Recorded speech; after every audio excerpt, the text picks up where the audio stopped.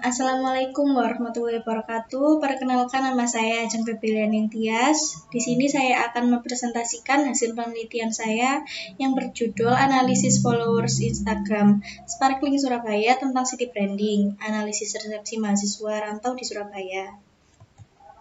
Yang pertama saya akan membahas pendahuluan. Di sini saya menjelaskan dalam membangun sebuah city branding pastinya dibutuhkan media dalam mendukung upaya tersebut. Membangun branding dari masyarakat juga diperlukan agar dapat ikut serta mengenal dan mempromosikan branding tersebut.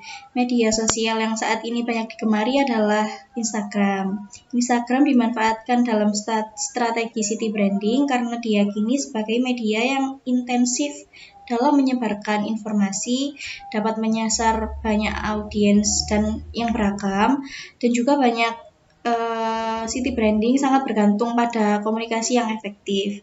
Saat ini banyak sekali kota yang menggunakan Instagram sebagai media aktivitas city branding dan sarana komunikasi dengan halayak.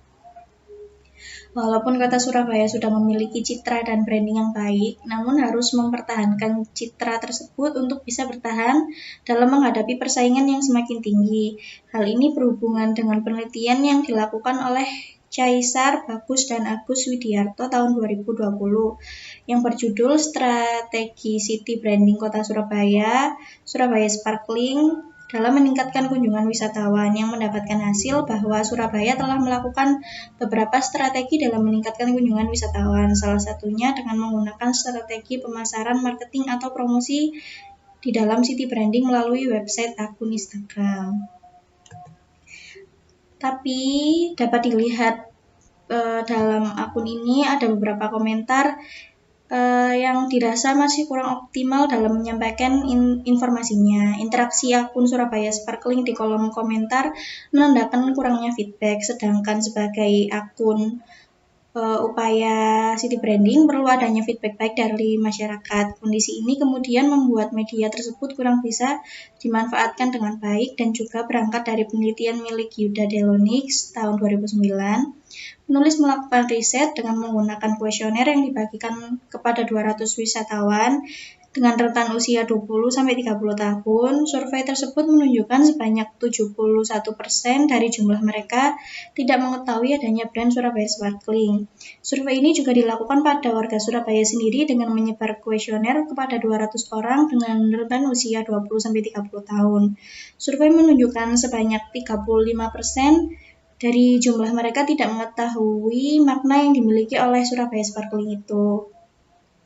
Berdasarkan hal tersebut, maka bisa ditarik kesimpulan bahwa tingkat kesadaran wisatawan akan Sparkling Surabaya itu masih kurang. Jadi hal ini menjadi penting untuk dikaji karena ingin mengetahui pemanfaatan Instagram sebagai upaya city branding dilihat dari sisi halayak. Rumusan masalah dalam penelitian ini adalah bagaimana resepsi mahasiswa rantau tentang city branding Surabaya Sparkling pada akun Sparkling Surabaya. Metode dalam penelitian ini yang digunakan adalah penelitian kualitatif deskriptif dengan menggunakan teori analisis resepsi yang memiliki tujuan untuk menganalisis secara detail terhadap objek yang akan diteliti. Penelitian kualitatif juga digunakan untuk mengkaji apa yang dirasakan partisipan, memahami pola pikir, dan memahami fenomena sentral dari sudut pandang partisipan, baik individu maupun kelompok secara subjektif. Subjek dalam penelitian ini adalah followers Sparkling Surabaya dan dikhususkan mahasiswa rantau.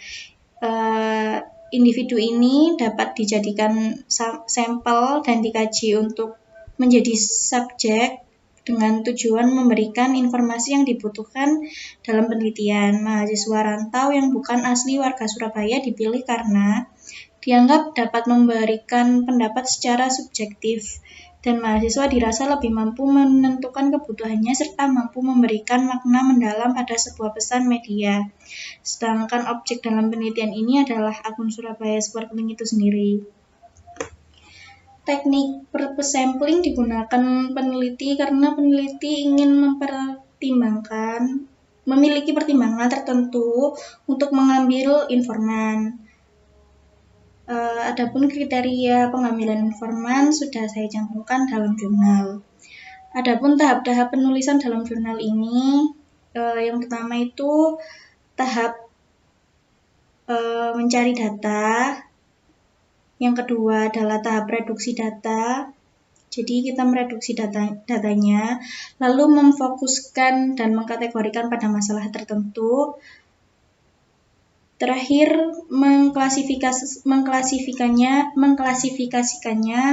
menurut teori Stuart Hall tentang analisis resepsi. Selanjutnya, hasil dalam penelitian ini dikategorikan dalam 4 indikator dalam proses decoding pesan media menurut Stuart Hall, yaitu persepsi, pemikiran, preferensi, serta interpretasi.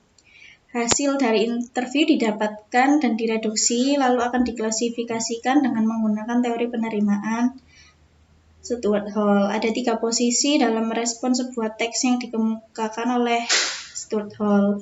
Yang pertama adalah dominant reading. Posisi ini terjadi ketika informan menginterpretasikan pesan itu dengan penerimaannya. Dari wawancara yang dilakukan, kebanyakan informan dapat menerima pesan dari akun Sparkling Surabaya. Informan beranggapan bahwa akun ini memberikan banyak pengetahuan baru dari segi kebudayaan dan kesenian di kota Surabaya. Yang paling ditangkap oleh informan dalam akun ini adalah akun ini menonjolkan kota Surabaya dari segi wisata yang sangat erat dengan peninggalan sejarah dan kebudayaan di kota Surabaya. Yang kedua, posisi negotiated reading. Dalam hal ini ada beberapa informan yang melakukan pengecualian disebabkan karena informan telah terlebih dahulu mengetahui akun lain yang serupa dengan akun Surabaya Sparkling dan membandingkannya. Informan berpendapat bahwa jika dibandingkan akun lain, akun Surabaya Sparkling masih kurang menarik dalam mengemas informasinya. Yang ketiga, oppositional reading. Dalam posisi ini tidak ada informan yang menolak pesan media dari akun Instagram Sparkling Surabaya.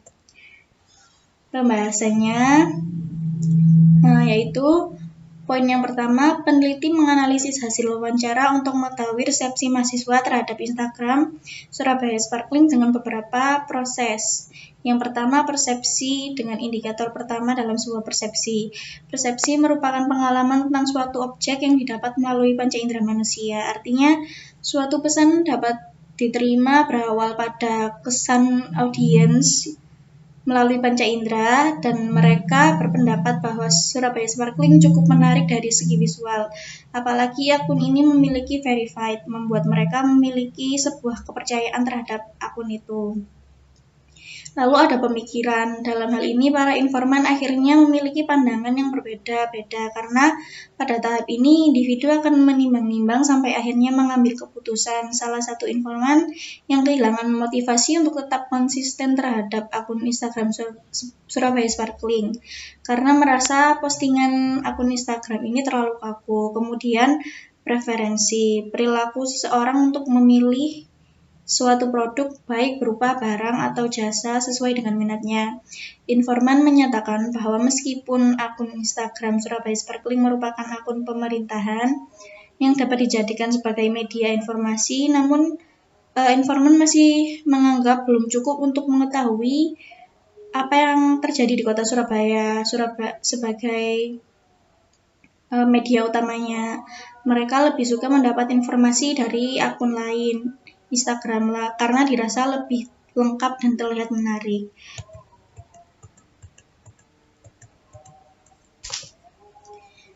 Dan terakhir ada interpretasi, dapat diartikan sebagai proses seorang individu dapat memaknai tanda-tanda atau isyarat yang diterima penting atau tidaknya. Pendapat informan menyatakan bahwa akun Instagram Surabaya Sparkling tidak lebih baik jika dibandingkan dengan akun Instagram penyedia informasi mengenai kota Surabaya lain.